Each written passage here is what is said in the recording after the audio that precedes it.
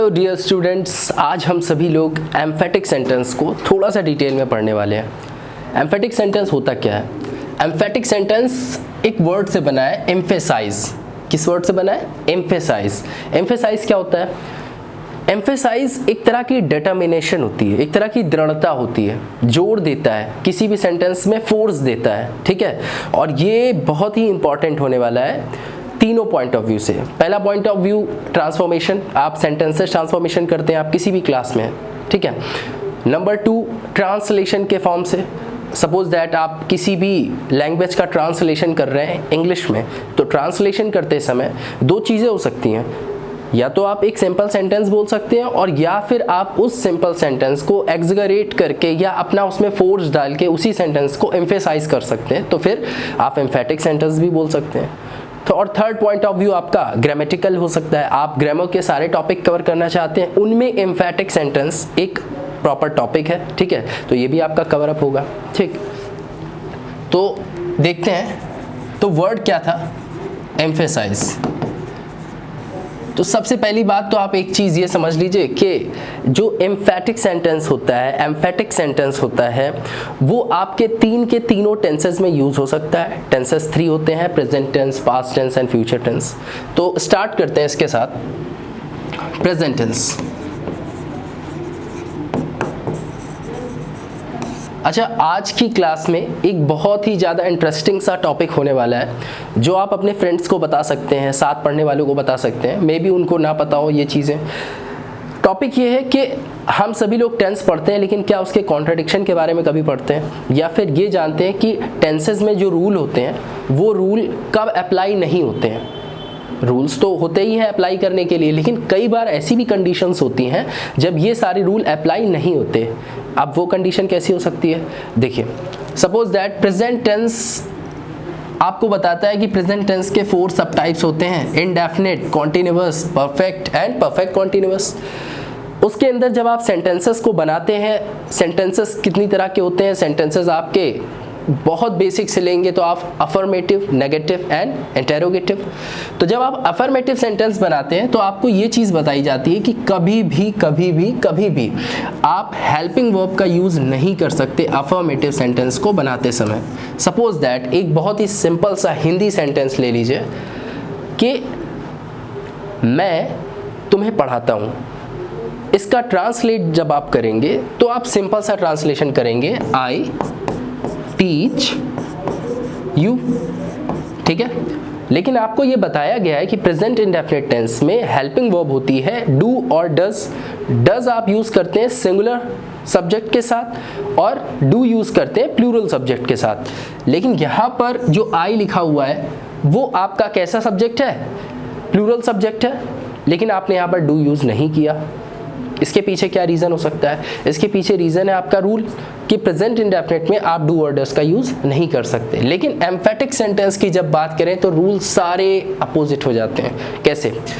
Suppose that emphatic sentence अगर ये होता तो किस तरह से होता? मैं तुम्हें पढ़ाता तो हूँ, या फिर मैं तुम्हें पढ़ाता हूँ तो सही, ठीक है। आप एक सेंटेंस को बोलते हैं मैं तुम्हें पढ़ाता हूँ, ये एक बड़ा सिंपल सी वाइब्स देने वाला सेंटेंस है, मैं तुम्हें पढ़ाता हूँ। लेकिन अगर आप ये सेंटेंस बोलते हैं मैं तुम्हें पढ़ाता तो हूँ या मैं तुम्हें पढ़ाता हूँ तो सही, तो अगर ये जो मेरे लास्ट के 2 सेंटेंसेस थे, आपने देखा इसमें एक तरह का फोर्स दिखाई दे रहा है, चीज़ों को एम्फेसाइज किया जा रहा है, एक डिटर्मिनेशन दिखाई दे रहा है, ठीक है। तो इस तरह के सेंटेंस को बनाते समय आप आई टीच यू को लिखेंगे आई डू टीच यू, ठीक है। ये आपका सेंटेंस एक्यूरेट होगा एम्फेटिक सेंटेंस के अकॉर्डिंग। क्लियर हुआ? तो ये तो आपका एम्फेटिक सेंटेंस हो गया।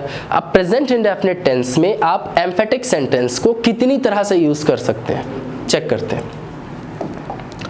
एक सेंटेंस लेते हैं, जैसे he has lots of money। सबको पता है एक सिंपल सा सेंटेंस लिखा हुआ he has lots of money, तो इसका मतलब होगा कि उसके पास बहुत सारा पैसा है। लेकिन अगर इसको आप ट्रांसलेट करेंगे एम्फेटिक सेंटेंस में तो आपको करना क्या होगा, ही do has lots of money. Clear, simple सा है। यहां पर आपने क्या लगा दिया, डू, और इससे सेंटेंस का फील पूरी तरह से बदल जाता है और हो जाता है कि उसके पास खूब सारा पैसा तो है। ठीक है, ये होता है सीन। इसके बाद और देखते हैं, एक हो गया आपका प्रेजेंट टेंस। प्रेजेंट टेंस में आप दो तरह से इसका यूज कर सकते हैं, बताया आपको। सपोज दैट एक सेंटेंस का और ले लेते हैं, जैसे सपोज दैट एक नेम ले लेते हैं, रवि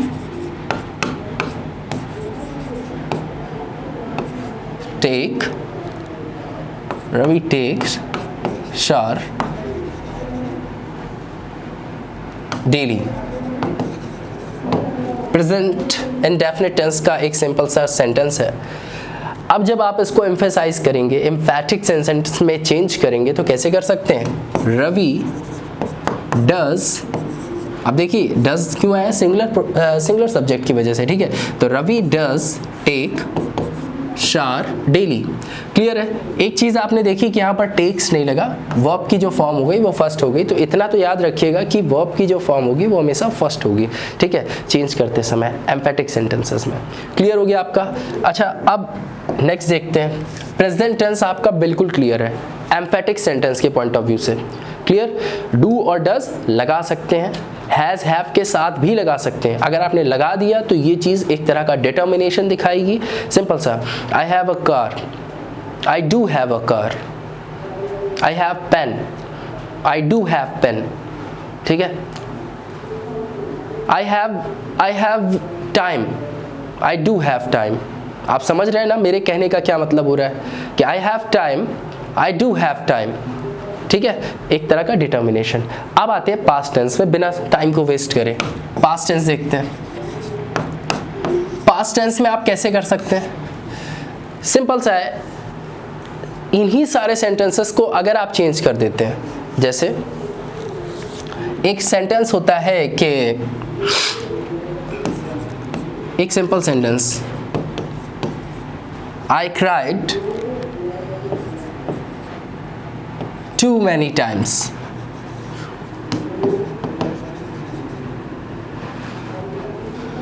अब अगर आप इस सेंटेंस को पास्ट इंडेफिनिट के एक सिंपल सेंटेंस में देखते हैं तब तक तो ठीक है, लेकिन जब आप उसको एम्फेटिक सेंटेंस बनाना चाहते हैं तो क्या बोलेंगे, I did cry too many times।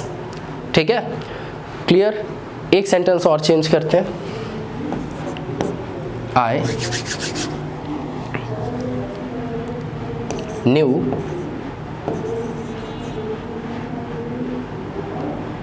माई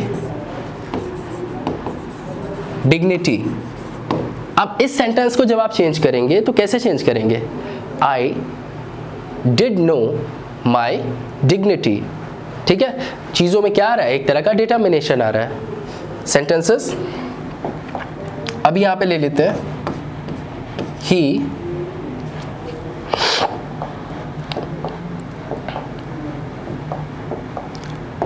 की जगह नेम लेते हैं, नेम ले लेते हैं फिर से, रवि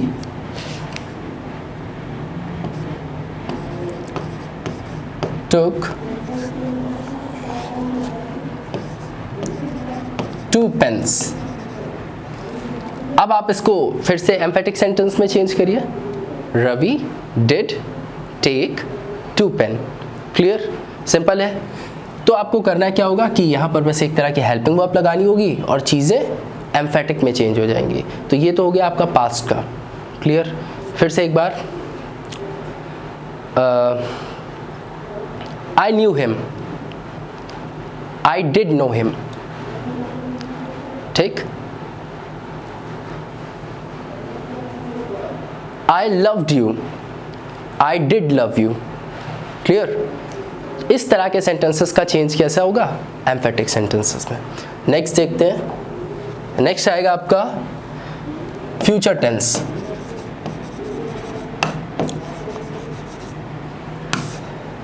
फ्यूचर टेंस की बात करें तो फ्यूचर टेंस में क्या होता है, आप सबको बचपन से ये बताया जाता है कि दो ऐसे वर्ड होते हैं, आई और वी। आई और वी जिनमें आपको क्या करना होता है, हमेशा किसका यूज़ करना होता है, शैल का। लेकिन आप लोग देख रहे हैं मॉडर्न इंग्लिश ग्रामर में आई और वी के साथ विल का भी यूज़ हो जाता है। इसके पीछे कोई ना कोई तो रीज़न होगा। अच्छा, इस बात के पीछे भी रीज़न होगा कि आई और वी के साथ शैल का यूज़ क्यों किया जाता है, ऐसा हर बुक में क्यों लिखा है। जब आप इंग्लिश ग्रामर की कोई भी बुक उठाते हैं तो उसमें ये लिखा होता है कि आई और वी के साथ आप शैल का यूज़ करेंगे, बाकी सबके साथ विल का यूज़ करेंगे, ठीक है। और मॉडर्न इंग्लिश ग्रामर में विल का भी यूज़ हो जाता है आई के साथ, वी के साथ भी हो जाता है, ठीक। अब इसके पीछे हम लोग रीज़न देखेंगे। रीज़न कहीं ना कहीं एक एम्फेटिक सेंटेंस ही है, ठीक है। चीज़ों को समझिएगा। एक सेंटेंस है, उसको ट्रांसलेट करने जा रहा हूँ कि सपोज दैट ये सेंटेंस लिखा है, ही विल हेल्प यू। अब ये सेंटेंस लिखा हुआ है, इसका मीन क्या निकल रहा है? इसका मीन सिंपल सा निकल रहा है कि ही विल हेल्प यू, वो तुम्हारी मदद करेगा, ठीक है। लेकिन इस सेंटेंस को अगर आप एम्फेटिक बनाएंगे तो क्या बोल सकते हैं, वो तुम्हारी मदद करेगा और ज़रूर करेगा, ठीक है। अब आप इसको क्या कर रहे हैं, जोर दे रहे हैं, इस सेंटेंस पे एक तरह का फोर्स डाल रहे हैं। तो इस तरह के सेंटेंसेस को बनाते समय होगा क्या, ये विल चेंज होकर यहाँ पर क्या लग जाएगा, शैल लग जाएगा। और इस सेंटेंस का जो एक एक्चुअल ट्रांसलेशन होगा, ठीक है, वो तुम्हारी मदद करेगा और ज़रूर करेगा। इस सेंटेंस को आप चेंज करिए, सेंटेंस का ट्रांसलेशन होगा ही शैल हेल्प यू। ग्रामेटिकल देखा जाए तो कभी आप ही के साथ शैल का यूज़ तो कर ही नहीं सकते, लेकिन देखिए यहाँ पर किया गया है। रीज़न है आपका डिटर्मिनेशन जो आपने सेंटेंस में डाला है, ठीक है। तो कभी भी अगर आप किसी भी चीज़ों में एक तरह का डिटर्मिनेशन शो करना चाहते हैं, जैसे एक सेंटेंस ले लीजिए, ही विल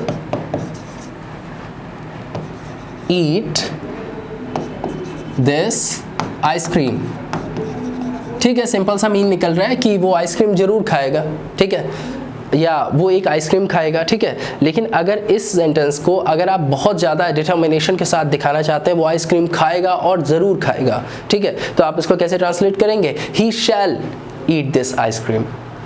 क्या लगा दिया आपने, शैल लगा दिया। तो इतना तो आपको पता चल गया कि शैल एक ऐसा वर्ड है जो पूरे एम्फेटिक सेंटेंस को कवर अप करता है। और शैल कहीं ना कहीं अपने आप में इतना पावरफुल है कि डिटर्मिनेशन दिखाने के लिए जहाँ पर हम लोग विल लगाते थे अपनी डेली लाइफस्टाइल, डेली लैंग्वेज में बोलने में, वहाँ पर हम लोग क्या लगा देते हैं, शैल लगा देते हैं, ठीक है। ये बहुत बड़ा एरर लगेगा देखने में, लेकिन उसी को जिसको पता नहीं होगा, ठीक है। तो शैल आप कब लगाते हैं, शैल आप तब लगाते हैं जब आपको चीज़ों में डिटर्मिनेशन दिखानी होती है, एक तरह की दृढ़ता दिखानी होती है, ठीक है। मैं स्कूल जाऊंगा, मैं स्कूल ज़रूर जाऊंगा, ठीक है। तुम अच्छे से पढ़ाई करोगे, तुम ज़रूर अच्छे से पढ़ाई करोगे, ठीक है। तो आपने क्या करा, विल की जगह शैल लगा दिया। क्लियर हो गया। तो इसका तो बड़ा सिंपल सा फंडा है कि आप जहां पर भी विल लगाते थे वहां पर आप शैल लगाएंगे। क्लियर हो गया। चीज़ों में क्या दिखाने के लिए, डिटर्मिनेशन दिखाने के लिए, सेंटेंस को एम्फेसाइज करने के लिए।